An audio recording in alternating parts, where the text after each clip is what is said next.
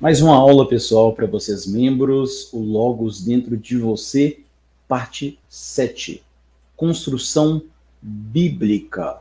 Então, hoje nós vamos aprender sobre castiçal versus semente. Paulo, ele fala em 1 Coríntios 15, 42 ao 44, algo bem interessante. Assim também a ressurreição dos mortos é semeado em corrupção terrestre, é ressuscitado em incorrupção celestial, é semeado em desonra terrestre, é ressuscitado na glória celestial, é semeado na fraqueza terrestre, é elevado em poder celestial, é semeado um corpo natural terrestre, é ressuscitado como um corpo espiritual celestial. Existe um corpo natural terrestre e existe um corpo espiritual celestial. Duas coisas para que nós venhamos aprender aqui. Ponto número 1, Paulo ele faz um contraponto das coisas físicas, terrestres, corruptíveis, para as coisas espirituais, celestiais e incorruptíveis. E o segundo ponto é que essa passagem, muito dificilmente nós conseguimos enxergar ela, que é até algo óbvio que essa mensagem tenta passar com relação à semente. Por quê? Esse texto ele já fala sobre semente. Quando fala é semeado, o que é semeado? Semente. Para ter semeadura, você precisa de semente. Então, é semeado. E aí Paulo vai falar de uma questão que essa semente que foi semeada é uma semente que está em estado de corrupção. Então, nós temos que aprender aqui algumas situações, tá? Porque nós estamos sendo comparados a sementes corruptas que são plantadas no solo, nesse reino, nessa terra, crescem, morrem e ressuscitam em novos corpos incorruptíveis. Não é assim que Cristo diz? Que a semente, o grão de trigo, para que ele venha nascer, antes ele precisa morrer. E como que fica isso tudo quando comparado ao candelabro? Então, nós temos que saber que semente dentro da palavra de Deus, da Bíblia, semente, ela também tem a sua conexão total, seu vínculo, e ela é definida como a própria palavra de Deus. Lá em Lucas 8, capítulo 11, diz assim: agora a parábola é esta: a semente é a palavra de Deus. E o que é a palavra de Deus? É aquilo que nós temos aprendido durante todo esse estudo, que tem a ver com genética, tem a ver com o DNA. Nós temos a semente masculina, feminina, nós temos adenina, guanina, timina e citosina. ATGC. Agora, essa imagem aqui da direita, ela é super importante. Nós vimos aqui um papel da água interagindo com o DNA. Isso vai formar cadeias. Essa parte marrom embaixo, ao qual você vê pentágonos amarelos com a letra D, é a dexorribose, fazendo ligações, tá vendo? Tem tracinhos ligando aqui como se fosse uma escama de peixe. Nós temos círculos vermelhos com a letra P, que é o fósforo. Então, a ligação da dexorribose com o fósforo. Preste bem atenção nessa parte inferior desse slide à direita. Grave isso. Então, a semente é a palavra de Deus. Lucas 8:11, agora a parábola é esta: a semente é a palavra de Deus. E Mateus 3:23, mas o que foi semeado em boa terra é o que ouve e compreende a palavra, e dá fruto, e um produz 100, outro 60 e outro 30. Panos de saco. Isso aqui é um quê? Um tecido. Algo que está o quê? Costurado, é uma trama, é uma teia, uma grade. Algo que está ali entremeado, seus fios. Ok. Por que a gente precisa entender isso aqui, Júlio? Porque isso tem a ver com uma questão muito interessante com genética. Como eu falei, então, palavras ou sementes são plantadas na onde? Na terra. E, como nós vimos naquele primeiro texto de 1 Coríntios 15, 42, 44, nós fomos semeados na corrupção. E, portanto, nós temos os fios da serpente de fósforo, que essa imagem é que eu pedi para vocês gravarem. O nosso DNA, ele tem fósforo. Então, isso está remetendo ao quê? Que ainda há algo em nosso DNA advindo, sabe da onde? Da árvore do conhecimento do bem e do mal. Aquilo passou para o DNA de Eva e também de Adão, e também passou para o nosso DNA. Então nós temos os fios da serpente de fósforo, uma questão ligada ao pecado. Mas a entrada do Espírito Santo em nós, através da fé em Cristo, vai nos proporcionar um foco, uma meta, um objetivo, algo a ser alcançado, que é fazer um upgrade no nosso DNA. Como? Vamos passar aqui. Antes da gente falar desse upgrade, eu preciso mostrar uma ligação para vocês. Eu mostrei os tecidos ali do pano de saco, algo costurado, como uma teia, algo entremeado. Né? E isso aqui é interessante porque vai falar sobre a fosfodiéster. O que é a fosfodiéster? É uma ligação, algo molecular.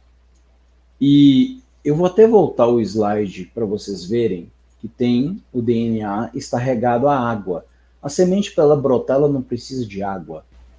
Inclusive, certas sementes, em locais muito áridos, onde a chuva é muito rara, elas podem ser armazenadas ou na planta ou no solo, dependendo da espécie, por muito tempo, esperando a água cair da chuva para que ela venha germinar, brotar. Como o salmista fala, ao cheiro das águas brotará. Então aqui vocês podem analisar o seguinte. Nós vimos uma costura das ligações de fósforo com a dexorribose e notem o despejo da água, a adição de água, que isso tem a ver com a fosfodiéster. O que é a fosfodiéster? Que, em outras palavras, nós temos agora uma vestimenta de títulos, ou seja, de palavras, né? ATGC, de códigos, de letras. Isso tem a ver com a fosfodiéster, porque na biologia molecular, a ligação fosfodiéster é um tipo de ligação covalente que é produzida entre 500 grupos, sendo alguns deles a hidroxila de um grupo fosfato e duas hidroxilas de outras duas moléculas, por meio de uma dupla ligação éster. Por isso chama fosfodiéster. Esse éster aí vem disso. Então, quando um segundo nucleotídeo se une ao primeiro, ocorre a formação de uma segunda ligação fosfoéster. Essa ligação ocorre entre o fósforo do grupo fosfato e o oxigênio associado ao carbono 3 do segundo nucleotídeo, que compõe nossos trajes para tecidos como se fosse pano de saco. Olha aqui, uma malha, um tecido, né? E você vê isso nesse slide, nessa parte marrom inferior, o slide da direita, a imagem da direita, você vê essa ligação entre o ágio e o carbono, dexorribose, açúcar e fósforo. Isso está presente no nosso DNA. Então, quando você adiciona água, a semente cresce, se torna uma árvore. Então, como vimos lá no texto inicial de Paulo, de 1 Coríntios 15, 42 e 44, nós fomos semeados na corrupção, mas seremos na ressurreição colhidos em incorrupção ou no arrebatamento. Como eu falei, em Cristo nós temos um foco, uma esperança, nós buscamos algo que é esse upgrade para o nosso DNA. Nós vamos deixar a natureza antiga, corrupta, terrestre, para alcançarmos a natureza celestial, incorrupta e eterna. Então, Atos 2, 21 diz assim: pois todo aquele que invocar o nome do Senhor será salvo. E também nós temos Efésios 2,8, porque pela graça sois salvos por meio da fé. E isso não é de vocês, é o dom de Deus. Um amém para tudo isso. Algo interessante, nós vemos nessa imagem aqui, um DNA, uma árvore de DNA, com a imagem da Ísis, Ísis do Egito, que tem a ver com a prostituta do Apocalipse, refere-se à natureza atual nossa corrompida.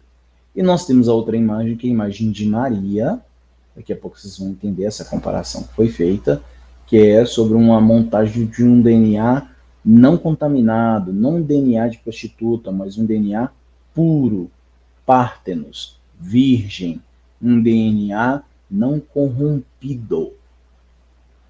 Até isso tem a ligação também com o pecado original. Então você tem que dentro dessa árvore, lembre que a parte central dela é constituída de hidrogênio, são as ligações de hidrogênio na parte central. Então, para nos agarrarmos, nós acabando para formar esse novo DNA. Mas, no momento ali do Jardim do Éden, Adão e Eva, eles se agarraram não no hidrogênio, mas a fosfodiéster externa da árvore do conhecimento do bem e do mal. Então, tornando então, naquele momento, algo corrompido. Se fosse um joio na eira, uma poeira lançada ao vento, isso houve, como eu falei, uma questão genética de contaminação. Tá? Então, sem esse upgrade, torna-se joio, palha, a qual o vento assopra. Por isso que em Oséias 13:3 diz: serão, pois, como a nuvem da manhã e como o orvalho que passa, como a palha que sai do chão com o turbilhão, que tem a ver também com o turbilhão de plasma, né?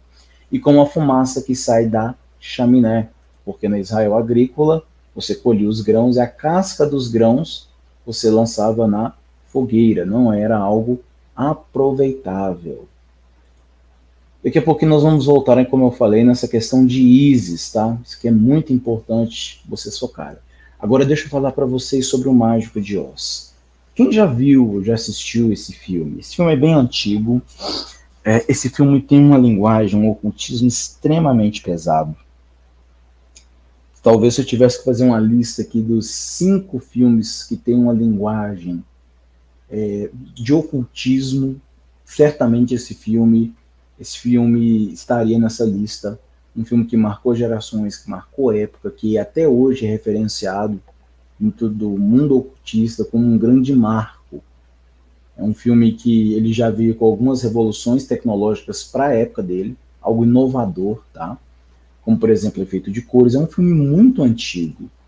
E para você que não viu, eu recomendo vocês buscarem uma série no YouTube, uma série antiga de 2010, tem mais de 12 anos essa série, começou feita ali no final de 2009, chamado A Chegada. É uma série de 45 vídeos. Só que já naquela época, pessoal, essa série foi tão assim reveladora, tão impactante, que o YouTube excluiu mais ou menos uns 12 vídeos desses 45. Saiu assim excluindo de modo alternado, tá?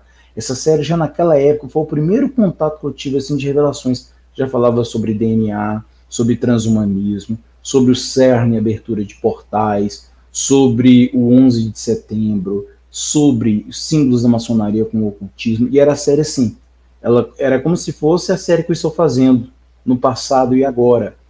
E, infelizmente, no HD externo que eu tinha, acabei que eu perdi esses dados e eu perdi essa série. E talvez no Dailymotion ou em outras plataformas deve-se encontrar alguém que baixou essa série inteira. Inclusive, se eu encontrar, eu vou até fazer isso posteriormente, o mais rápido possível, que é uma série assim, muito boa, eu recomendo. Mas essa série fala sobre a questão do Mágico de Oz. Então você tem a Dorothy, que é a personagem principal, que através de um redemoinho ela é levada para um outro mundo. Dorothy ela reclamava muito da vida qual ela tinha, era uma vida com dificuldades, e era um mundo de Oz. E esse mundo era controlado pelo Mágico de Oz. E lá ela encontra outros 3 personagens, que era um leão, que tinha covardia, o Homem de Lata, né? que queria um coração, e o espantalho, que queria um cérebro, ele queria inteligência. Então os quatro ali estavam buscando algo, porque a Dorothy ela queria voltar para casa. E é interessante, esse filme tem, olha, falar sobre esse filme eu precisaria pelo menos de umas 2 lives. Eu aqui estou fazendo um resumo do resumo do resumo.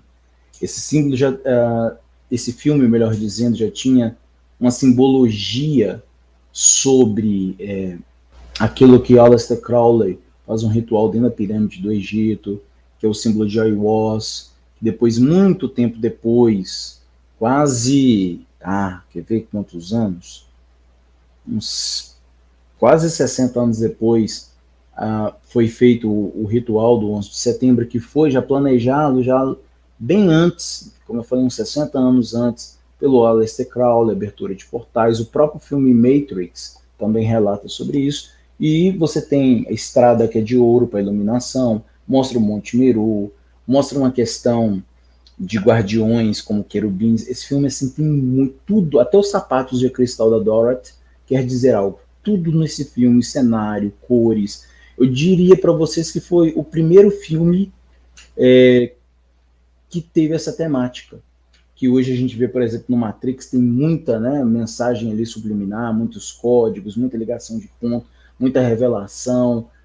Esse filme eu coloco no mesmo patamar, tá? O Mágico de Oz. E dentro de uma cena do Mágico de Oz, você tem um mágico que ele controla todo mundo, mas ele, digamos, ele seria uma grande farsa, que ele fica atrás tipo de uma cortina e usando um monte de truques, se colocando como alguém muito mais poderoso do que realmente ele é na verdade, né? É como se fosse um controlador daquele mundo ou um arquiteto da Matrix. E nós temos que ler Mateus 6:24, que diz assim: ninguém pode servir a dois senhores, porque ou há de odiar um e amar o outro, ou então ele se apegará a um e desprezará o outro. Vocês não podem servir a Deus e a Mamon. Por que é colocado isso com relação a este filme? Porque Mamon está ligado aos tesouros terrenos, essa vida aqui na Terra, se apegar ao mundo físico, se apegar às coisas daqui, a posses, a propriedades, as coisas da vida daqui, tá? Então isso representa algo que não te faz você ascender espiritualmente, você retornar para a casa do Pai, fica se apegado à matéria, né? É igual a mulher de Ló, que esquece de olhar para frente, obedecer à voz de Deus e olha para trás ainda para as coisas de Sodoma, aquilo que ela deixou. Né? Todo mundo, o reino de Deus deixou alguma coisa para trás. E algo que estava atrapalhando você adquirir algo maior. Então no Mágico de Oz também, olha, volto a dizer, com uma série de outras temáticas também tem isso também. Era uma coisa que atrapalhava Dorothy a voltar para casa, sabe? Que colocava ela em dúvida, em xeque mesmo. Então esse homem atrás da cortina, que é o Mágico de Oz, é um tipo de pessoa que serve aos tesouros terrestres, usando então de feitiçaria, adivinhação, encantamentos, alquimia e outros métodos abomináveis para fim de alcançar. Então ele é o mágico do tarô. Tem muita coisa nesse filme de Mágico de Oz. Tem várias linhas do ocultismo ali e vai revelar planos da agenda, planos esses que, como eu falei, 60, 70, 80 anos depois que vieram a concretizar aí nos nossos dias. Então você possa até mesmo ver que o Mágico de Oz ele assumiu uma espécie de um falso hierofante. Hierofante, pessoal, significa sumo sacerdote ou papa, tá? Então, hierofante é o termo usado para designar os sacerdotes da alta hierarquia dos mistérios do Antigo Egito e da Antiga Grécia. É o sacerdote supremo, que pode ser chamado também de sumo sacerdote. Bem, no Mágico de Oz, vocês vão ver também essa espécie de cena que passa no filme, que há um significado muito profundo que a maioria das pessoas sequer imagina, porque está falando justamente sobre o véu do tabernáculo. Isso tem a ver com o cachorrinho da Dorothy, que significa ali no filme a estrela Sirius. Como eu disse, tudo nesse filme tem um personagem, tem uma simbologia, tem algo da agenda ocultista, tá? Como eu falei, esse filme aí foi uma grande produção até hoje celebrada dentro do ocultismo. Então a cortina atrás do qual o mágico se esconde, assim como a cena ao redor, é uma imagem do lugar santíssimo, em que reside a Arca da Aliança. Notem na imagem à esquerda, você tem uma espécie ali de dois altares, né? São duas colunas, colunas de fogo, e você tem uma espécie de uma arca na parte central, e aonde que Deus se manifestava, né? Era entre os querubins a qual Deus se manifestava para o sumo sacerdote. O Mágico de Oz ele vai corromper esse tipo de conceito, tá? Que conceito é esse, Júlio? Êxodo 25, 22. E ali virei a ti, e falarei contigo de cima do propiciatório, do meio dos dois querubins, que estão sobre a arca do testemunho. Tudo o que eu te ordenar para os filhos de Israel. Então, nós vemos que essa imagem que aparece, meio esverdeada, lembra muito o quê? Um rosto meio que de um alien, não é isso? Qualquer cristão, quando vê isso, vai ver que é uma clara abominação. Você pode ver que existe uma espécie de arca no centro dessa imagem com uma nuvem acima, tá? Uma espécie de uma fumaça, uma nuvem. Então faz alusão aqui à coluna de nuvem, à coluna de fogo também. E você pode observar o fósforo luciferiano, né? As pedras de fogo em cada lado, como eu falei, como se fosse uma espécie de altar, um local onde sai fogo. Então, Ó se parece com quem? Osíris, algum tipo de alien, não é isso mesmo? Sabe quem pegou essa ideia justamente dessa cena? Aquele. Eu não sei o nome técnico que fala, é como se fosse um desenho, passava na Rede Globo de manhã, mas é algo vindo do Japão, estilo Jaspion, Changeman, sabe? Essa linha de produção aí. Tem um nome, como é que é? Toru Sentai? Acho que é tipo Sentai, alguma coisa Sentai. Que vem e que é a questão tipo dos Changemans e é o que eu estou querendo dizer para vocês um pouco mais moderno, que é o Power Rangers.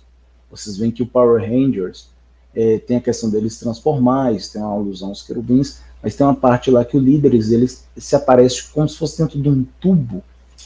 Eu não peguei imaginando, mas no final dessa live aqui eu vou mostrar para vocês, vou compartilhar minha tela aqui e o líder deles, que era uma espécie, você só vê só o rosto, né, que ele falava para os Power Rangers os perigos e mostrava para eles a missão. Olha, está acontecendo tal problema, vocês têm que ir em tal lugar, enfrentar tal adversário, né, que está tentando controlar alguma coisa aqui do mundo. Era como se fosse um guardião, né? E é exatamente essa imagem aqui do Mágico de Oz, só que, claro, mais moderna lá no Power Rangers, e que as duas estão fazendo uma corruptela, né, uma corrupção dessa questão aí, uma profanação, é até mais pesado que uma corruptela, na verdade é uma profanação do ritual ao qual Deus se manifestava no meio dos querubins, ou seja, no meio do fogo também, né? E no filme Mágico de Oz, vai fazer alusão às quatro criaturas, que nós sabemos são as quatro bases do DNA, a TGC, e também o redemoinho, como eu falei, foi o meio por qual a Dorothy chegou até o mundo de Oz.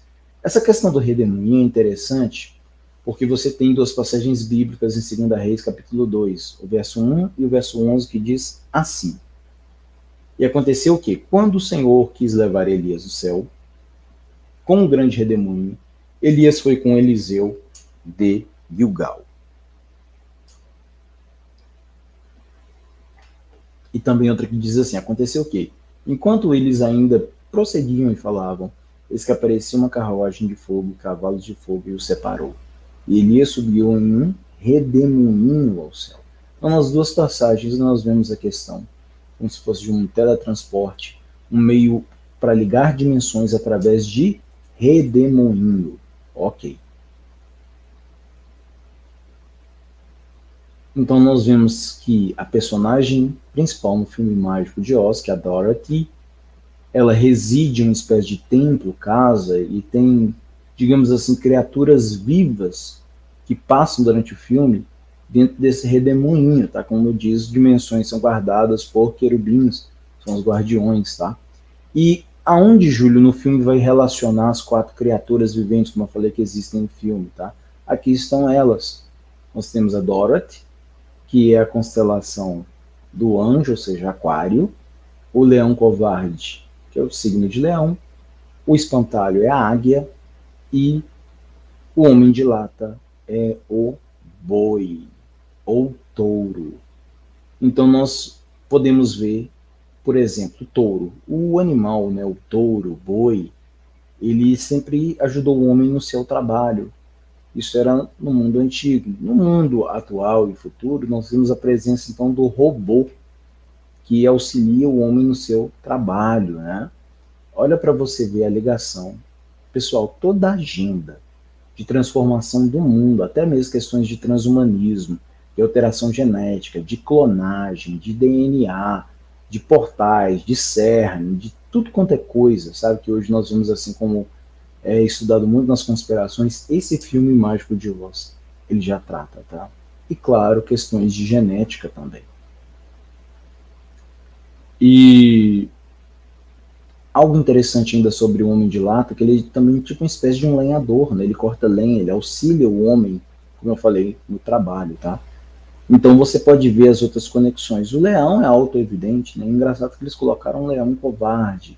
E como eu falei, cada um dos quatro está em busca de algo. A Dorothy voltar para casa, o leão de coragem, o espantalho ele quer ter um cérebro, inteligência, e o homem de lata ele quer ter um coração. Então, você pode ver que demonstra essas semelhanças assustadoras entre o Mágico de Oz e o Tabernáculo, e nós vamos adicionar outras evidências ligadas à questão genética e também da alquimia. Porque cada uma dessas criaturas, como eu disse, buscava uma coisa específica. E sabe o que é, pessoal? Atualizações genéticas. Porque o leão covarde, como eu falei, ele queria coragem. Então, em troca, ele recebeu do mágico uma poção. Isso no livro, tá? Porque esse filme ele foi baseado num livro anterior com o mesmo título, Mágico de Oz. No livro, na versão do livro, ele ganhou uma poção, mas no filme ele ganha uma medalha. O espantalho ele queria o quê? Um cérebro. Então ele troca essa questão, o mágico deu para ele em relação a esse pedido, deu para ele novas palavras na forma de um diploma. Então, em um momento muito estranho da escrita do roteiro, o espantalho começa a recitar o teorema de Pitágoras. Porém, ele não faz da forma correta. Ele se engana muito. Inclusive, isso foi até mencionado pelos críticos de cinema, né? Durante a cena em que o mágico dá o cérebro ao espantalho, tira aquela parte, né, troca aquela parte de enchimento dele, coloca ali um entendimento, um cérebro, digamos assim, o espantalho ele comete um erro em seu primeiro pronunciamento, já educado. Ele recita o teorema de Pitágoras, afirmando que se aplica a um triângulo isósceles. Isso está incorreto. E não é a resposta certa, que é um triângulo retângulo. Ele também se refere a raízes quadradas, não a quadrados. Isso provavelmente não reflete uma ignorância dos roteiristas, e também não do espantalho. Sabe o que isso quer dizer? Porque parece que as novas palavras adicionadas ao espantalho são palavras falsas, como receber um outro evangelho, uma outra atualização no evangelho não pregado por Cristo e os apóstolos e os profetas. Então o espantalho representa a questão do falso profeta, uma questão de um DNA corrompido, um DNA falso, falsas palavras, uma falsa genética. Já o homem de lata, que queria um coração, em troca ele recebeu um colar de coração com um relógio e uma corrente rosada, que lembrava um rosário. Nós vamos ver aqui, olha, então a questão do teorema de Pitágoras, relacionadas ao homem de lata.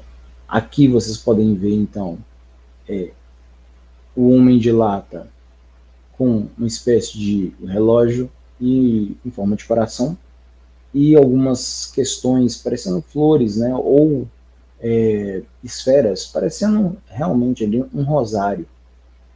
Então, por último e não menos importante, nós temos a garota, a personagem principal do filme, que é a Dorothy, que, como eu falei, tudo que ela queria era voltar para casa, mas ela, na verdade, esse voltar para casa dela seria como se fosse atingir um estado de elevação espiritual, de iluminação, uma espécie de nirvana.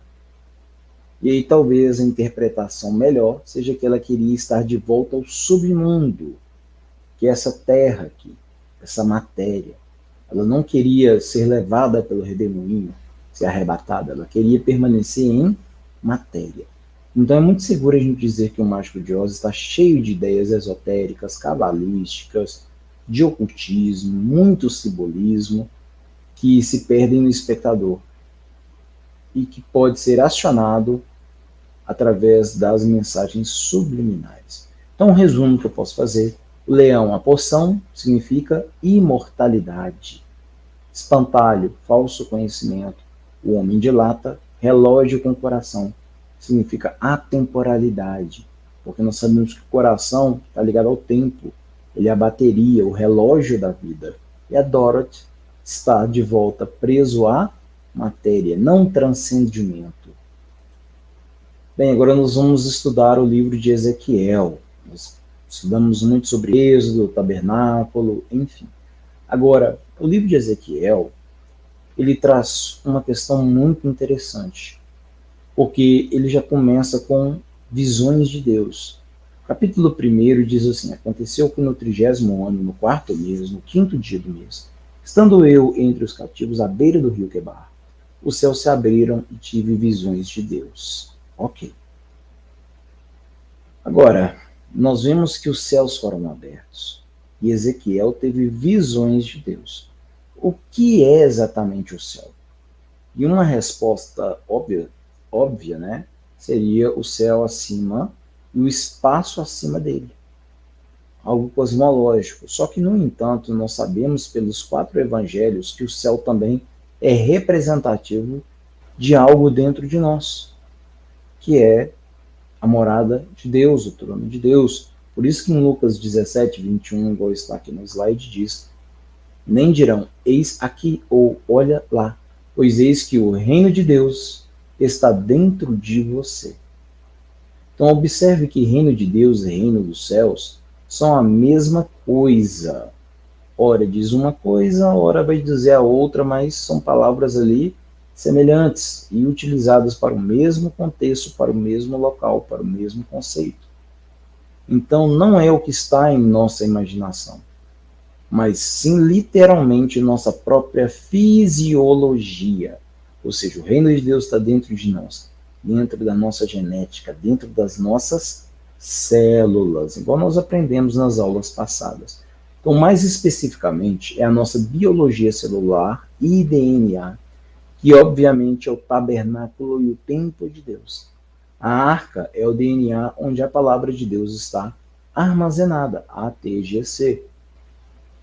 Assim podemos agora compreender passagens como esta do livro de Apocalipse, que é Apocalipse capítulo 11, verso 19. E o templo de Deus foi aberto no céu, e foi vista em seu templo a arca do seu testamento. E houve relâmpagos, e vozes, e trovões, um terremoto, e um grande granizo. Então, nos 4 elementos aqui, nós podemos ver do reino: o templo, Deus, o céu e a arca do seu testemunho.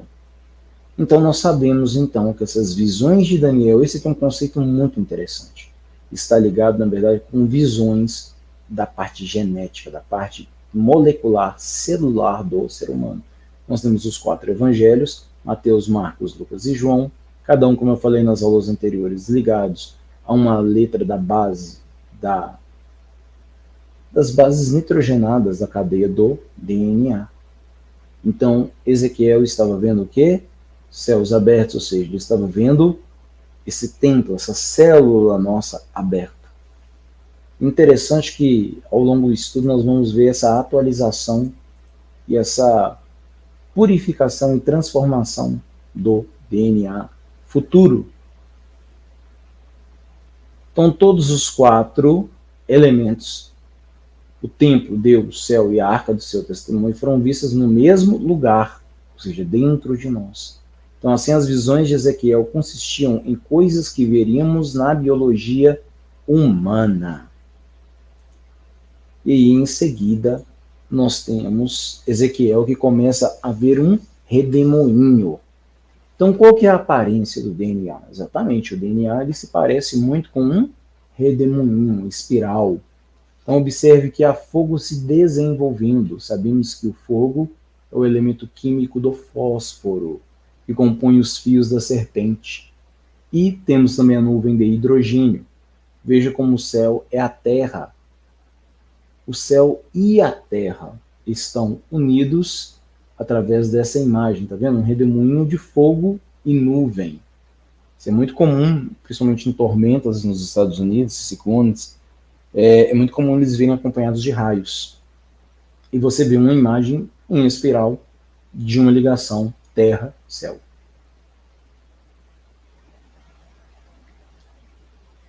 Isso tudo dentro do conceito das visões do profeta Ezequiel, tá? Ele viu fogo, ele viu o redemoinho, ele viu o templo de Deus, ele viu o céu, ele viu a arca. Isso tudo está tendo correspondência com elementos da nossa biologia celular e molecular. Bem, e o que vem depois? Depois que o profeta ele viu isso tudo, viu o redemoinho, viu os céus abertos, viu a arca, ele vai ver o que? Exatamente. O que está faltando? As bases, adenina, citosina, guanina e timina. Então aqui, nessa imagem que eu estou mostrando para vocês, foi utilizada a capa original da Bíblia King James, e você vê as 4 criaturas viventes, Mateus, Marcos, Lucas e João, em comparação com aquilo que está sendo mostrado em Ezequiel, tá? Então você tem algo que é extremamente interessante, tá? Que quando Ezequiel ele vai ter aquela visão dos querubins, dos anjos, as 4 criaturas, né? Viventes ali ao redor do trono de Deus, nós temos aqui 4 letras A, T, G, C, né? Que compõem o nosso DNA. Então há uma correspondência entre esse micro e esse macro. E prestem atenção, redobre a sua atenção aqui. Ezequiel, capítulo 1, verso 5, e também o verso 7. Olha a ligação. E do meio dela saía a semelhança de 4 seres viventes. E essa era a sua aparência, tinha a semelhança de homem. Pessoal, isso aqui é uma chave incrivelmente poderosa. Tinham a semelhança de homem. Os 4 seres viventes tinham a semelhança de homem.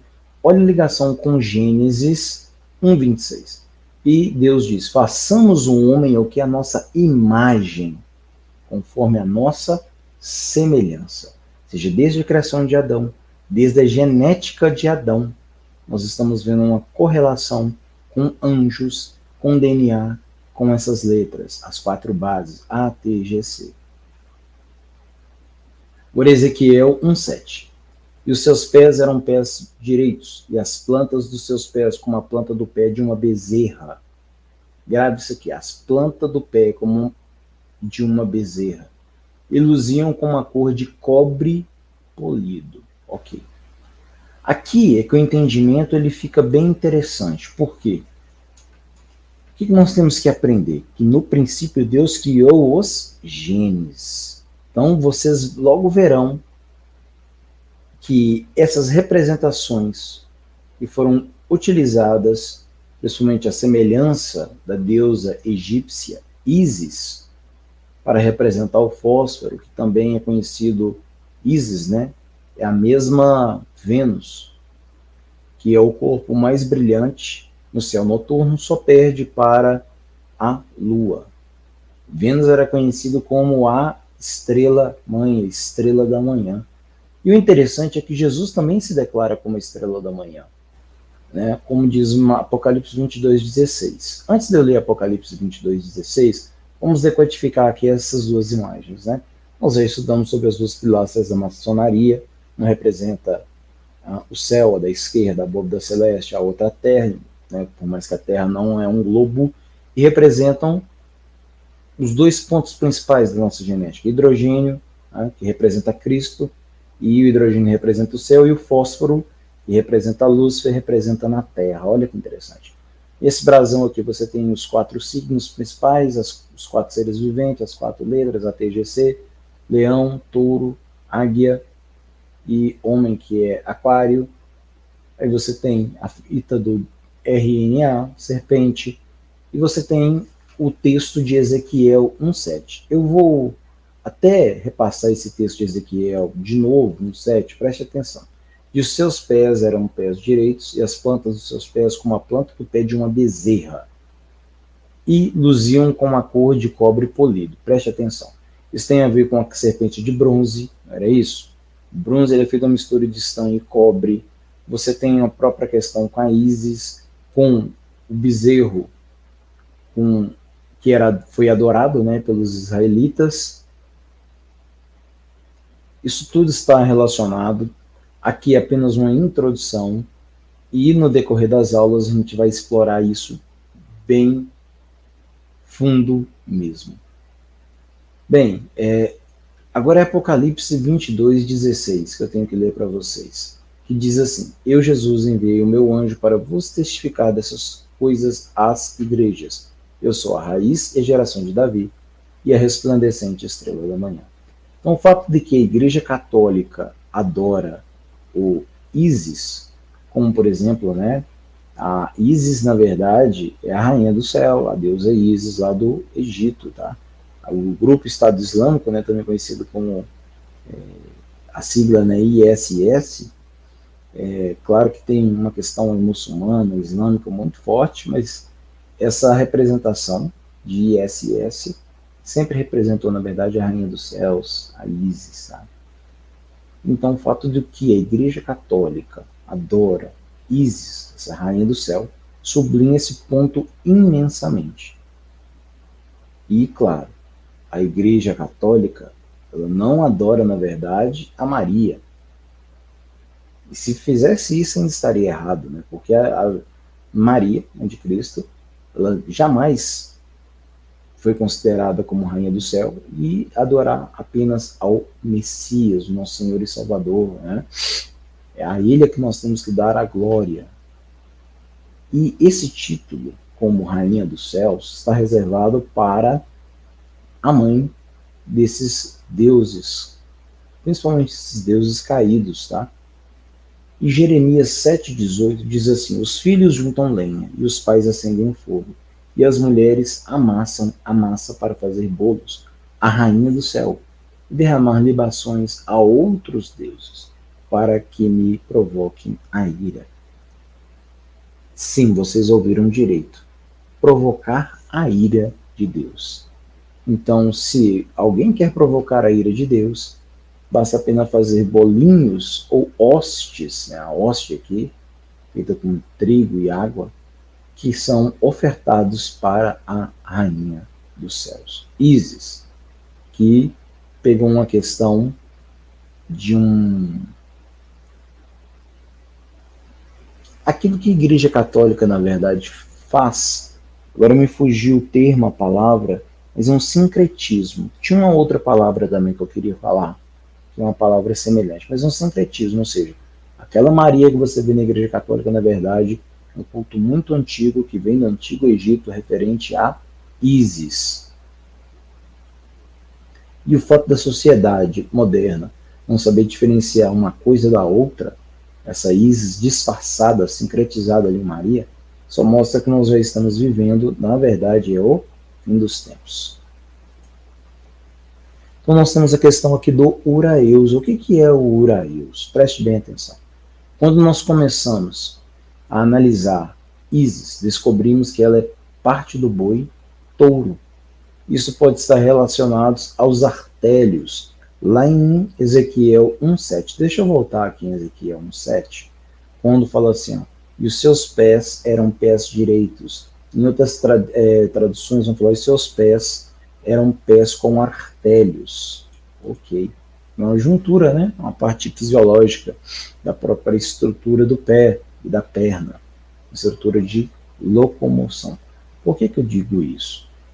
Os dois chifres no topo da cabeça de Ísis, deixa eu voltar a imagem agora para vocês, aqui. A outra imagem também vai ser interessante. Não são chifres de boi, porque isso remonta a quando Ísis costumava ser Hathor. A mesma deusa a qual o templo lá tem o zodíaco de Dendera, tá? Então, o bezerro de ouro adorado no deserto, quando Israel decidiu se afastar de Deus. Então, essa deusa Ísis, ela primordialmente lá no Antigo Egito, ela era conhecida como Hathor. E Hathor era conhecido como uma vaca celeste, ligada à própria questão de Apis também, do touro egípcio. Isso está ligado a Uraeus, tá?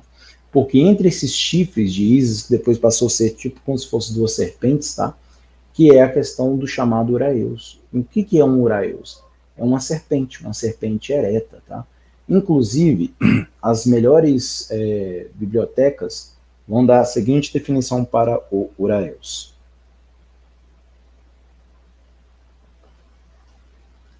Uraeus é a forma estilizada e ereta de uma cobra egípcia, usada como um símbolo de soberania, realeza, divindade e autoridade divina no Antigo Egito. Como você sabe, as serpentes são os dois fios de fósforo que constituem a espinha dorsal do nosso DNA. É por isso que eu falei que Ísis tem uma representação da genética caída, tá? E é uma matrix caída, é uma matriz caída. Bem, entre essas duas serpentes, nós vemos um grande objeto circular. E aí muitos estudiosos dizem que é um disco solar. Mas desde quando o Sol ele é vermelho? Você vê em representações do Antigo Egito isso. E aí, se você pesquisar, descobrirá que Ísis deseja que ela seja o Sol. Então, na verdade, o que eles estão representando aqui é Marte, ou filho de Ísis, Horus, porque vermelho, na questão genética, é a mesma cor do fósforo. Então, Ísis e Apocalipse 12. Notem bem essa imagem que aparece para vocês. Notem que Ísis, ela tem asas, ela tem mãos, assim como um querubim. Então, quando nós olhamos para a mulher do Apocalipse 12, podemos ver porque há uma questão aí que causa uma certa confusão. Olha, Ezequiel 1:8. E tinham mãos de homens debaixo das suas asas, aos quatro lados. E assim todos os quatro tinham seus rostos e suas asas. Apocalipse 12, 14. Bem, e foram dadas à mulher duas asas de uma grande águia, para que ela pudesse voar para o deserto, para o seu lugar, onde ela é nutrida por um tempo, e tempos, e meio tempo, longe da face da serpente, ou escondida da face, do rosto, dos olhos da serpente. Então observem que a mulher ela foi levada para longe da serpente. Então o resultado final é que essa mulher, que é a noiva, somos nós seremos levados para longe da serpente. Ou seja, nossa estrutura de DNA não será mais a base das coisas que advêm da serpente, daquilo que adquiriu com a árvore do conhecimento do bem e do mal. Então não vai ter mais a questão da dexorribose ligada ao carbono 666, não vai ter a questão do fósforo, não vai ter também a própria questão serpentina do DNA, porque os livros eles serão desenrolados, eles serão abertos. Então nós podemos ver que Ísis não é apenas uma representação da igreja meretriz, não apenas uma representação da grade de Babilônia, né, ou do papado, do Vaticano, mas é uma representação incrivelmente precisa da carne, do DNA corrupto da humanidade. E nós vemos Gálatas 5,17 que diz assim, porque a carne luta contra o espírito, e o espírito contra a carne. E esses são contrários um ao outro, para que não façais o que quereis. Então, está vendo que é um embate? Em outras palavras, nós temos o hidrogênio, ligado às coisas celestiais, em combate com o fósforo, ligado com as coisas terrenas. Um lutando contra o nosso DNA. Bem, aí a gente tem que falar sobre o Merkabah, ou Merkavah. À medida que nós vamos nos aprofundar mais em Ezequiel, começamos a ver um paralelo entre as visões de Ezequiel, a qual ele está tendo, e o tabernáculo, que nós estudamos nas aulas anteriores. mais especificamente o lugar santo. E também o lugar santíssimo. Na verdade, Ezequiel fala mais sobre o lugar santíssimo do que propriamente o lugar santo, tá? Então isso ocorre porque tanto a questão do tabernáculo, o lugar santíssimo e Ezequiel, existe um ponto de ligação, estão relacionados. Porque quando nós falamos sobre o Merkavá, os veículos interdimensionais, porque existe uma agenda por trás disso, e vocês já devem ter visto as interpretações dessa visão de Ezequiel, com OVNIs e essa agenda alien. Tá? Isso terá sucesso? Bem, o livro de Apocalipse parece estar nos dizendo que a resposta é sim e também não. Porque diz assim, Daniel 7, 25 e 26. E proferirá as palavras contra o Altíssimo, e destruirá os santos do Altíssimo, e cuidará em mudar os tempos e a lei. E eles serão entregues na sua mão, por um tempo, e tempos, e a metade de um tempo. Daniel 7, 25. Então, quem quer que seja esse ser, Deus literalmente dá a ele acesso à viagem no tempo e a habilidade de mudar as leis da física por um período de tempo pré-determinado, antes que Deus finalmente desligue o plug, dá o game over para eles. E o versículo 26, mas o julgamento se assentará, e eles tirarão o seu domínio para consumi-lo e destruí-lo até o fim. Os ocultistas tentarão escapar do final dos tempos através de viagens no tempo. Então, seguindo em frente, nossa próxima passagem, Ezequiel 1:9, que diz assim: uniam-se as suas asas uma à outra. Não se viravam quando andavam, e cada qual andava continuamente em frente. Bem, aqui vemos que as passagens estão começando a descrever o querubim na Arca da Aliança, que é a questão de Lúcifer, que era o querubim ungido, o querubim cobridor, aquele que cobria a arca. Nós temos que lembrar, tá, da própria questão da genética de Lúcifer, a qual ele é ainda adornado com vários tipos de pedras, de joias preciosas, e isso está ligado ao seu DNA, à sua genética. Né? Então essas joias são as linhagens genéticas também de certas tribos de Israel. Então nós vemos aqui nessa imagem das pedras de Lúcifer. Notem aqui a questão de Ruben, que é ligado a Aquário, com Sardius, a questão do Touro, que é ligado a Efraim, ligado com a questão da guanina. Ruben é com a adenina. Também nós temos a Safira, ligado a Adã, que é a águia, ou escorpião, né? Ligado a citosina. E nós temos também Judá, ligado a esmeralda, a timina. Então nós temos o homem, a águia, o boi e o leão, representam as bases do DNA nitrogenado da adenina, citosina, guanina e timina, bem como as tribos de Ruben, Dan, Efraim e Judá, e claro, os 4 evangelhos, Mateus, Marcos, Lucas, João. Está vendo que é um padrão de 4? Sempre um quarteto. Então, naturalmente, Ezequiel os vê na visão. Foi adicionado 4 constelações do zodíaco a este próximo slide para enfatizar ainda mais a relação de como está dentro, também está fora. Então nós temos as pedras, DNA e tribos, o brasão, os 4 seres celestes, como eu expliquei, tá? A arca em cima. Você tem as 4 constelações zodiacais e as 4 bases, 4 moléculas do nosso DNA. E aí vocês podem observar na arte maçônica que inclui a Arca da Aliança, junto com as criaturas vivas, e aí novamente os maçons estão bem cientes da conexão do tabernáculo, templo, com o corpo humano e a genética. Também nós temos uma outra imagem que é bem interessante, que é essa daqui, que está para vocês, que é uma maneira de ver a conexão do zodíaco, mais as obras de artes e pistas maçônicas. E aí estão vendo que existe uma conexão. Se você for pegar a espiral, você vai sair da estrela Polaris, você vai passar por Águia, depois por Aquário, Leão, e por último você vai passar por Touro. Essa espiral também tem a ver com com A, na verdade, espiral do DNA. Por exemplo, nessa outra imagem aqui, notem nessa parte bem inferior aqui, lá embaixo mesmo, a questão de chaves, não é isso? Mais para frente a gente vai ter um entendimento sobre isso. Como, por exemplo, a propósito, de acordo com a Wikipedia, existem 23 pedras preciosas mencionadas nas Escrituras. Como eu disse, mais tarde a gente vai falar sobre isso. Essa foi a nossa aula. Deus abençoe.